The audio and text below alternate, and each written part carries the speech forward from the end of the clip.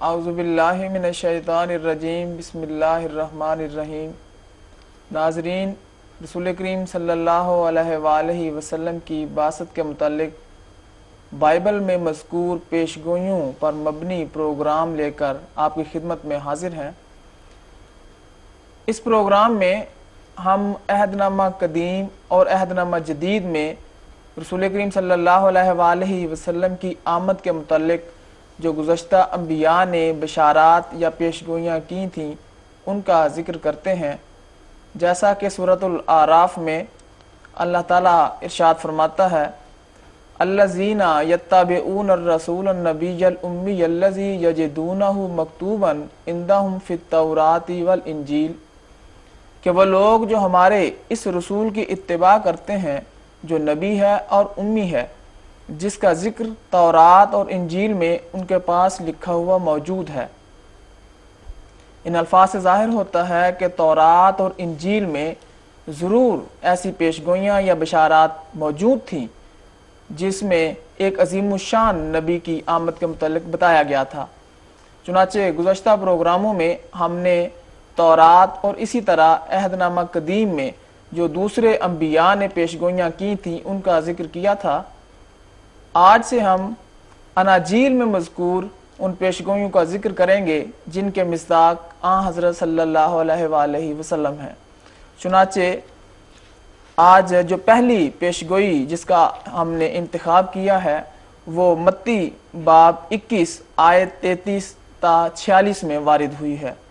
سب سے پہلے میں اس پیشگوئی کے الفاظ آپ کے سامنے رکھتا ہوں اور اس کے بعد ہم اس پیشگوئی کو زیر بحث لائیں گے۔ اس پیشگوئی کے الفاظ کچھ اس طرح ہیں۔ لکھا ہے کہ ایک اور تمثیل سنو۔ ایک گھر کا مالک تھا جس نے تاکستان لگایا اور اس کے چاروں طرف احاطہ گھیرا اور اس میں حوض کھودا اور برج بنایا اور اسے باغبانوں کو ٹھیکے پر دے کر پردیس چلا گیا۔ اور جب پھل کا موسم قریب آیا تو اس نے اپنے نوکروں کو باغبانوں کے پاس اپنا پھل لینے کو بھیجا، اور باغبانوں نے اس کے نوکروں کو پکڑ کر کسی کو پیٹا اور کسی کو قتل کیا اور کسی کو سنسار کیا۔ پھر اس نے اور نوکروں کو بھیجا جو پہلوں سے زیادہ تھے، اور انہوں نے ان کے ساتھ بھی وہی سلوک کیا۔ آخر اس نے اپنے بیٹے کو ان کے پاس یہ کہہ کر بھیجا کہ وہ میرے بیٹے کا تو لحاظ کریں گے۔ جب باغبانوں نے بیٹے کو دیکھا تو آپس میں کہا یہی وارث ہے، آؤ اسے قتل کر کے اس کی میراث پر قبضہ کر لیں، اور اسے پکڑ کر تاکستان سے باہر نکالا اور قتل کر دیا۔ پس جب تاکستان کا مالک آئے گا تو ان باغبانوں کے ساتھ کیا کرے گا؟ انہوں نے اس سے کہا ان بدکاروں کو بری طرح ہلاک کرے گا اور تاکستان کا ٹھیکہ دوسرے باغبانوں کو دے گا جو موسم پر اس کو پھل دیں گے۔ یسوع نے ان سے کہا کیا تم نے کتاب مقدس میں کبھی نہیں پڑھا کہ جس پتھر کو معماروں نے رد کیا وہی کونے کے سرے کا پتھر ہوگا؟ یہ خداوند کی طرف سے ہوا اور ہماری نظر میں عجیب ہے۔ پھر لکھا ہے اس لیے میں تم سے کہتا ہوں کہ خدا کی بادشاہی تم سے لے لی جائے گی اور اس قوم کو جو اس کے پھل لائے دے دی جائے گی، اور جو اس پتھر پر گرے گا ٹکڑے ٹکڑے ہو جائے گا، لیکن جس پر وہ گرے گا اسے پیس ڈالے گا۔ اور جب سردار کاہنوں اور فریسیوں نے اس کی تمثیلیں سنی تو سمجھ گئے کہ ہمارے حق میں کہتا ہے، اور وہ اسے پکڑنے کی کوشش میں تھے لیکن لوگوں سے ڈرتے تھے کیونکہ وہ اسے نبی جانتے تھے۔ تو ناظرین، یہ جو آیات ہیں جیسا کہ شروع میں ذکر ہوا کہ ایک اور تمثیل سنو، گویا کہ یہ ایک تمثیل ہے، اپنے اندر مجازی معنی رکھتی ہے، اور اس کا جو مصداق ہیں ہم ثابت کریں گے کہ ان آیات کے الفاظ جو مجازی معنی رکھتے ہیں وہ کس طرح رسول کریم صلی اللہ علیہ وآلہ وسلم کی ذات اقدس پر پورے ہوتے ہیں۔ اس پروگرام کے لیے ہم نے محترم نصیر انجم صاحب کو دعوت دی ہے۔ تو محترم نصیر انجم صاحب، اس میں جو امور زیر بحث لائے گئے ہیں وہ اپنے اندر مجازی معنی رکھتے ہیں، تو کس طرح ہم ثابت کریں گے کہ آخر وہ کون سے معنی ہیں جو رسول کریم صلی اللہ علیہ وآلہ وسلم جس کے مصداق ٹھہرتے ہیں؟ تو اس حوالے سے اس پیش گوئی پر ناظرین کے لیے روشن ڈالیے۔ جی سہیل صاحب، یہ تمثیل بیان ہوئی ہے اور بظاہر تو اس میں ایک انگوروں کے باغ کا ذکر ہے اور اس کے مالیوں اور نوکروں اور مالک کا ذکر ہے، لیکن اگر غور کیا جائے تو حضرت مسیح علیہ السلام یہ بتا رہے ہیں کہ دیکھو مالک نے ایک پاکستان لگایا، یعنی خدا تعالیٰ نے یہ دنیا بنائی اور اس میں ہاؤس بنائے، برج بنائے، تو ساری جو ضروریات تھیں وہ اس دنیا میں خدا تعالیٰ نے مہیا کی، اور پھر وہ ٹھیکے پر دے کر چلا گیا، پردیس چلا گیا۔ یعنی اہل دنیا کو اللہ تعالیٰ نے یہاں دنیا میں پیدا کیا اور انہیں فرمایا کہ تم دنیا میں رہو، ٹھیکہ کیا ہے؟ میرا حصہ مجھے دیتے جاؤ، حقوق اللہ کا خیال رکھو، حقوق العباد ادا کرو، تو تم یہاں رہو۔ ہوا کیا؟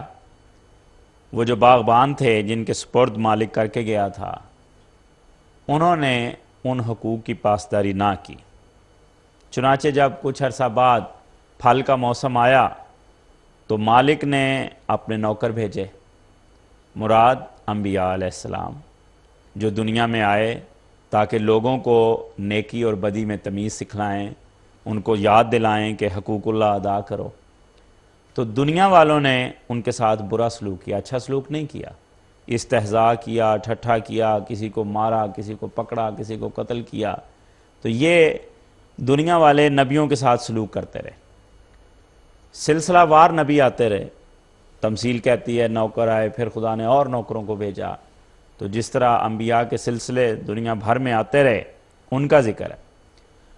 فرماتے ہیں کہ اس کے بعد مالک نے یہ کہا کہ میں اپنے بیٹے کو بھیجتا ہوں، تو بیٹے کو بھیجا۔ اب بیٹے کا محاورہ پورے نئے عہد نامے میں حضرت عیسیٰ علیہ السلام کے لیے استعمال ہوتا ہے، ابن اللہ، کئی جگہ ان کے لیے آیا ہے، عیسائی بھی ان کو کہتے ہیں کہ وہ ابن اللہ تھے۔ ہم بھی مانتے ہیں کہ مجازن ان کے لیے یہ لفظ استعمال ہوا ہے، پیار اور محبت کے اظہار کے لیے۔ تو پھر بیٹا آیا، یعنی حضرت مسیح آئے، تو جو باغبان تھے، جو دنیا والے تھے، انہوں نے کہا یہ وارث ہے، آؤ پکڑو اس کو مار دیں۔ چنانچہ انہوں نے تمثیل کے مطابق اس کو مار دیا۔ اس کے بعد کیا ہوگا؟ فرمایا کہ پھر مالک خود آئے گا۔ اب اس سے مراد کون ہے؟ یقیناً اس سے مراد حضرت مسیح علیہ السلام کے بعد آنے والا عظیم الشان نبی ہے، اور اس کا جو عظیم المرتبت مقام ہے وہ بھی اس سے ظاہر ہو رہا ہے کہ اگر پہلے انبیاء کا مقام نوکروں کا تھا اور حضرت مسیح کا مقام مجازن ابن اللہ کا تھا، تو جو آنے والا نبی ہے وہ مجازن خدا ہوگا، یعنی اس کا آنا خدا کا آنا ہوگا، وہ مظہر اتم الوہیت بن کر ظاہر ہوگا، خدا تعالیٰ کی تمام صفات کو لے کے وہ جلوہ گر ہوگا، تبھی اس کے آنے کو مالک کے آنے سے تشبیہ دی گئی۔ تو یہ ہم عیسائی حضرات سے پوچھتے ہیں کہ بتاؤ، یہ تمہاری کتاب جو اگلے مرحلے کی طرف تمہیں لے کے جاتی ہے، بیٹے سے مراد تو حضرت مسیح ہو گئے، ٹھیک ہے، ہم بھی مانتے ہیں، لیکن اس سے آگے جو مالک نے آنا ہے یہ جلوہ کون سا ہے؟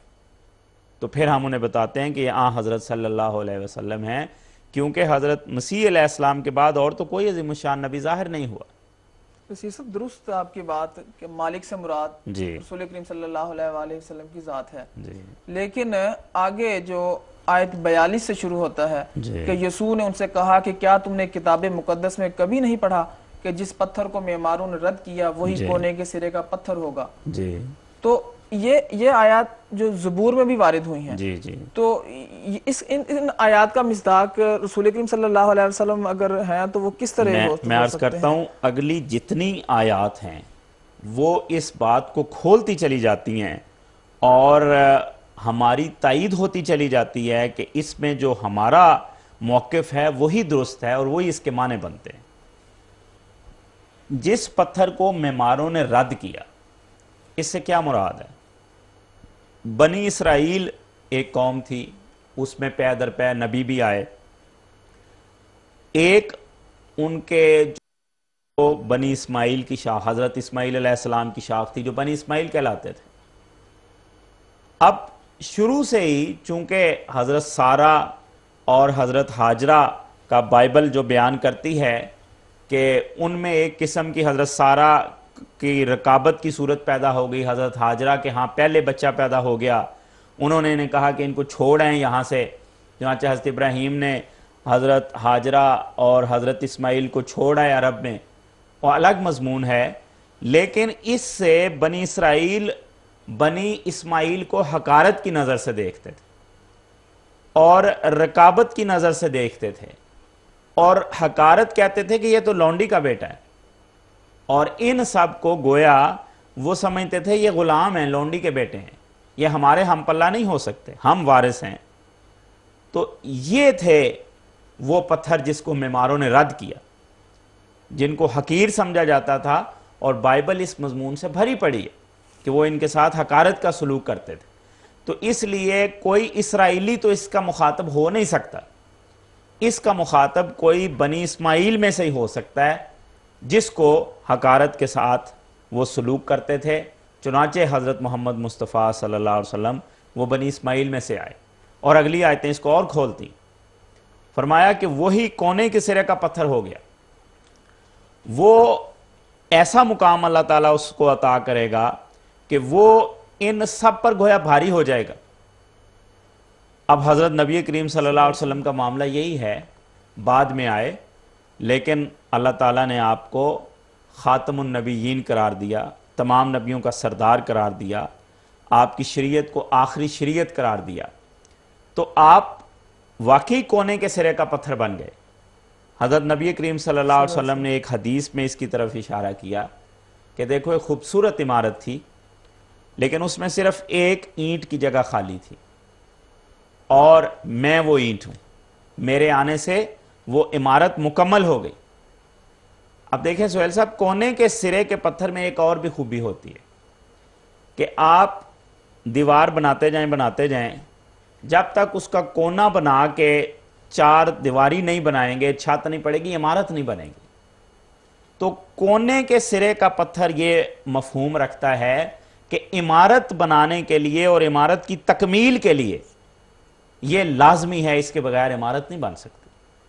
تو حضرت صلی اللہ علیہ وسلم ہیں جو اس محفل کی رونق ہیں، جن کے آنے سے یہ جو انبیاء کی عمارت ہے اس کی خوبصورتی اور اس کے حسن بڑھا ہے۔ تو یہ اس میں بیان کیا گیا۔ بالکل درست کہا، گویا کہ جس پتھروں کو جس لیے ذکر کیا گیا ہے کہ جس پتھر کو معماروں نے رد کیا، اس سے مراد اسرائیلیوں کی رکابت اور حقارت تھی جو اسماعیلیوں کے ساتھ تھی، اور رسول کریم صلی اللہ علیہ وآلہ وسلم آ کر پھر وہ کونے کے سرے کے پتھر اس طرح بنے کہ جو انبیاء کی ایک لڑی تھی، اس کے آخری جو نبی رسول کریم صلی اللہ علیہ وآلہ وسلم کی ذات میں وہ پیش گوئی پوری ہوتی نظر آتی ہے۔ تو اس کے علاوہ جو یہاں لکھا گیا ہے کہ مالک تاکستان کا ٹھیکہ دوسرے باغبانوں کو دے گا جو موسم پر اس کو پھل دیں گے۔ تو اس سے بھی یہی ثابت ہو رہا ہے کہ گویا کہ جو پہلے ٹھیکے جن کے پاس پاکستان کا ٹھیکہ تھا اس سے گویا کہ خدا خوش نہیں تھا، اور ایک اور قوم یا ایک اور آدمی یا کوئی شخصیت ظاہر ہوگی، پھر اس کو یہ ٹھیکہ ملے گا۔ میں عرض کرتا ہوں، میں نے یہی کہا کہ اگلا ہر فقرہ اس کو کھول رہا ہے۔ ہم نے یہ تشریح کی کہ پتھر کو معماروں نے رد کیا، اس سے مراد بنی اسماعیل میں سے ایک شخص ہے کہ ان میں سے ایک شخص ظاہر ہوگا۔ اگلا فقرہ ہماری تشریح کو درست قرار دے رہا ہے، کیونکہ حضرت مسیح نے پھر خود ہی تشریح کر دی ہے کہ دیکھو خدا کی بادشاہی تم سے لے لی جائے گی اور ایک اور قوم کو دے دی جائے گی جو وقت پر اس کا پھل لائے گی۔ تو اب صاف پتہ چل گیا کہ یہ جو پاکستان کی بات ہو رہی ہے، باغ کی بات ہو رہی ہے، یہ مثال تھی، اور مثال کس کی تھی؟ خدا کی بادشاہی کی۔ اور وہ خدا کی بادشاہی پہلے جو بنی اسرائیل میں چلتی چلی گئی، نبی پہ در پہ ان پہ آتے چلے گئے، اب ان سے تبدیل ہو کے ایک اور قوم میں چلی جائے گی۔ اور آخری فقرہ بھی اسی کی تائید کرتا ہے۔ جب حضرت مسیح نے ساری تمثیل ان کو سمجھا لی تو انہوں نے کہا کہ فقیہوں اور فریسیوں نے کہا اچھا یہ ہمارے حق میں کہتا ہے کہ یہ جو کہتا ہے کہ تم سے لے لی جائے گی بادشاہت، تو وہ یہودی تھے، وہ سمجھ گئے کہ یہ کہہ رہے ہیں کہ یہودیوں سے، بنی اسرائیل سے نبوت چلی جائے گی۔ تو وہ جو مخاطب تھے وہ بھی اس بات کو سمجھ گئے کہ حضرت مسیح یہ اشارہ فرما رہے ہیں کہ آئندہ آنے والا جو نبی ہے وہ تمہاری قوم میں سے نہیں آئے گا۔ درست۔ اور سہیل صاحب جو پتھر کا ذکر آیا یہاں پہ کہ وہ پتھر جس کو معماروں نے رد کیا وہی کونے کے سرے کا پتھر ہو گیا، اس سے اگر ہم غور کریں تو پرانے عہد نامے میں ایک پیشگوئی کی طرف توجہ جاتی ہے۔ حضرت دانیال کا ایک خواب، نبوکدنضر بادشاہ جو تھا اس کو خواب آیا، اس کی تعبیر حضرت دانیال نے کی تھی۔ اس پہ ہم ڈسکس کر چکے ہیں گزشتہ پروگرام میں۔ اس میں بھی یہ ذکر تھا کہ جب ایک سلطنت، دو سلطنت، تین، چار سلطنتیں پے در پے وارد ہوں گی تو پھر ایک ان گھڑا پتھر، خود تراشیدہ پتھر ظاہر ہوگا جو بڑھتے بڑھتے اتنا بڑھ جائے گا کہ پہاڑ کی شکل اختیار کر جائے گا اور وہ ان ساری سلطنتوں کو پیس ڈالے گا، اور جو اس سے ٹکرائے گا وہ بھی پاش پاش ہو جائے گا، اور جس سے وہ ٹکرائے گا اس کو بھی پیس ڈالے گا۔ اور یہاں بھی یہی بات کہی گئی ہے کہ وہی کونے کے سرے کا پتھر ہو گیا۔ اگلی آیت پڑھیں آپ پلیز، آپ کے سامنے یہ اس میں بیان ہی یہ کہا گیا ہے۔ بالکل یہی لکھا ہے، چنانچہ آیت 44 میں ہے، جی ذکر ہے کہ خدا کی بادشاہی تم سے لے لی جائے گی اور اس قوم کو جو اس کے پھل لائے دے دی جائے گی، اور جو اس پتھر پر گرے گا ٹکڑے ٹکڑے ہو جائے گا، لیکن جس پر وہ گرے گا اسے پیس ڈالے گا۔ تو یہ وہی پتھر ہے جس کا ذکر دانیال علیہ السلام کی تشریح میں ہوا ہے، اس پیشگوئی میں ہوا ہے، جس کے بارے ہم وضاحت کر رہے ہیں کہ وہ بھی حضرت محمد مصطفیٰ صلی اللہ علیہ وسلم۔ جی تو یہاں لکھا گیا ہے کہ جب باغبانوں نے بیٹے کو دیکھا تو آپس میں یہ کہا کہ یہی وارث ہے، جی آؤ اسے قتل کر کے اس کی میراث پر قبضہ کر لیں، جی اور اسے پکڑ کر پاکستان سے باہر نکالا اور قتل کر دیا۔ جی جبکہ ہمارا جو عقیدہ ہے وہ تو یہی ہے کہ حضرت عیسیٰ علیہ السلام کو نہ تو قتل کیا گیا، نہ سلیب دی گئی، وہ ایک طبی موت مرے۔ تو ان الفاظ سے کس طرح ہم ثابت کریں گے؟ جی میں عرض کرتا ہوں، جب تمثیل بیان کی جاتی ہے تو اس میں جو اوورآل کانسپٹ ہے وہ ظاہر ہوتا ہے، جو اس سے ہے۔ ایک ایک لفظ کو ضروری نہیں ہوتا کہ وہ ظاہری طور پر بھی اس پہ صادق آئے۔ جو ہمارے پاس بائبل کے دوسرے دلائل ہیں ان کے ہوتے ہوئے ہم یہ کہہ سکتے ہیں کہ اس سے مراد یہ ہے کہ یہودیوں نے اپنی دانست میں اس کو قتل کر دیا، وہ یہ سمجھ رہے کہ ہم نے اس کو مار ڈالا۔ تو یہ یہودیوں کے خیال کی ترجمانی کی گئی ہے کہ انہوں نے اپنی دانست میں اس بیٹے کو قتل ہی کر دیا۔ دوسری اس کی تشریح یہ ہو سکتی ہے کہ مشابہ بالقتل کر دیا، کہ گویا اس کو مار ہی ڈالا۔ اگر اللہ تعالیٰ کی خاص رحمت ان کو نہ بچاتی تو یہودیوں نے کوئی کسر نہیں چھوڑی تھی۔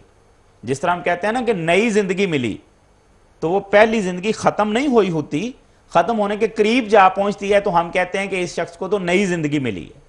تو اس مفہوم میں ہے کہ انہوں نے گویا اس بیٹے کو مار ہی ڈالا تھا، لیکن خدا تعالیٰ نے اس کو بچایا۔ اور اس کے تو اتنے قوی شہادتیں ہمارے پاس موجود ہیں بائبل میں، لیکن اس وقت یہ موضوع نہیں ہے، لیکن وہ واضح ہے کہ حضرت عیسیٰ بچائے گئے، صلیب سے بچائے گئے، اس پہ مارنے پہ وہ قادر نہیں ہو سکے، اس لیے ان کی موجودگی میں ہم لازماً اس کی یہ تشریح کریں گے۔ بہت شکریہ۔ اچھا ایک سہیل صاحب بات رہتی ہے، میں عرض کروں کہ یہاں ذکر آیا ہے کہ خدا کی بادشاہی، تو یہ ایک دلچسپ بات ہے جو بائبل کے مطالعے سے پتہ چلتی ہے کہ عیسائی ہلکے بعض اوقات کہتے ہیں کہ اس سے مراد حضرت مسیح علیہ السلام اور کلیسا کی ترقی ہے، تو اس کا ذکر یہاں پہ کیا جا رہا ہے۔ لیکن اگر آپ غور کریں تو حضرت مسیح علیہ السلام اور ان سے پہلے حضرت یحییٰ علیہ السلام وہ بار بار یہ کہہ رہے ہیں خدا کی بادشاہی نزدیک آ گئی ہے۔ وہ یہ نہیں کہہ رہے کہ میرے آنے سے خدا کی بادشاہت ظاہر ہو گئی ہے، وہ کہہ رہے ہیں نزدیک آن پہنچی ہے. دیکھیں حضرت متی کے 3 باب میں یہ لکھا ہے کہ یوحنا منادی کرتا تھا، جن کو قرآن مجید یا کہتا ہے، بائبل ان کو یوحنا کے نام سے یاد کرتی ہے. تو وہ کیا منادی کرتا تھا؟ آسمان کی بادشاہت نزدیک آ پہنچی ہے. اچھا پھر متی 4 باب میں، اگلے باب میں یہ لکھا ہے کہ جب حضرت یحییٰ کو گرفتار کر لیا گیا اور قید خانے بھجوا دیا گیا، یسوع مسیح کو پتہ چلا، انہوں نے کہا کہ آج سے میں منادی شروع کرتا ہوں، توبہ کرو کیونکہ آسمان کی بادشاہت نزدیک آ گئی. تو جو پیش خبری دینے کے لیے حضرت یحییٰ ظاہر ہوئے تھے، اسی پیش گوئی کو آگے چلا رہے ہیں حضرت مسیح علیہ السلام، اور وہ بھی یہ کہتے ہیں کہ آسمان کی بادشاہت نزدیک آن پہنچی. متی کے 10 باب میں حواریوں کو بھی یہی تعلیم دیتے ہیں، خود بھی یہی منادی کرتے رہے اور حواریوں کا کہا چلتے چلتے منادی کرنا کہ خدا کی بادشاہت نزدیک آ پہنچی. پھر لوکا کے 10 باب میں بھی یہ لکھا ہوا ہے کہ ان سے کہو کہ جو لوگ ہیں ان کو ماننے والے کہ خدا کی بادشاہت تمہارے نزدیک آ پہنچی. تو اب یہ بار بار جو تکرار ہے یہ بلا وجہ نہیں ہے. اس سے صاف ظاہر ہے کہ وہ عظیم الشان دن جب حضرت محمد مصطفیٰ صلی اللہ علیہ وسلم کے ذریعے خدا کا نور زمین پہ نازل ہونا تھا اور پھر ساری دنیا میں اسلام کے ذریعے اس نور کو پھیلنا تھا، وہ خدا کی بادشاہت کا دن تھا. تو حضرت مسیح علیہ السلام اس کی پیشگوئی کرنے کے لیے آئے تھے. اس لیے قرآن مجید نے فرمایا مبشرم برسول یاتی من بعد اسمہ احمد، کہ حضرت عیسیٰ علیہ السلام نے آ کر یہ منادی کی کہ میں تو اس نبی کی بشارت دینے آیا ہوں جو میرے بعد آئے گا جس کا نام احمد ہے. تو یہ بادشاہی نزدیک آنے کا محاورہ ایک جگہ نہیں، میں نے 4 حوالے دیے، اس کے علاوہ بھی ہے. تو یہ ہمارے لیے یہ حقیقت کھولتا ہے کہ حضرت مسیح علیہ السلام اپنے بعد ایک عظیم الشان نبی کی خبر دے رہے ہیں جو یقیناً حضرت صلی اللہ علیہ وسلم ہی. بہت بہت شکریہ نصیر انجم صاحب. ناظرین تو دیکھا آپ نے کہ حضرت عیسیٰ علیہ السلام نے جو متی میں پاکستان کی جو پیش گوئی ہے اس میں ایک آنے والے عظیم الشان نبی کی پیش خبری دی تھی یا بشارت دی تھی. وہ بشارت رسول کریم صلی اللہ علیہ وآلہ وسلم کی ذات اقدس سے پوری ہوتی ہے. جیسا کہ نصیر انجم صاحب نے ذکر کیا کہ خدا کی بادشاہی کے قریب آنے کا ذکر حضرت عیسیٰ علیہ السلام اور اس سے پہلے انبیاء بھی کرتے آئے، اور وہ بادشاہت جو ہے وہ رسول کریم صلی اللہ علیہ وآلہ وسلم کی آمد کے ساتھ مکمل ہوتی ہے. اور اسی طرح جو کونے کے سرے کا پتھر ہے وہ بھی رسول کریم صلی اللہ علیہ وآلہ وسلم کی ذات اقدس میں وہ الفاظ پورے ہوتے نظر آتے ہیں، جیسا کہ ایک حدیث کا بھی محترم نصیر انجم صاحب نے ذکر کیا. تو انشاءاللہ آئندہ پروگرام میں حضرت عیسیٰ علیہ السلام کی ایک اور پیشگوئی کے ساتھ حاضر ہوں گے. تب تک کے لیے اجازت دیجیے. السلام علیکم ورحمۃ اللہ وبرکاتہ.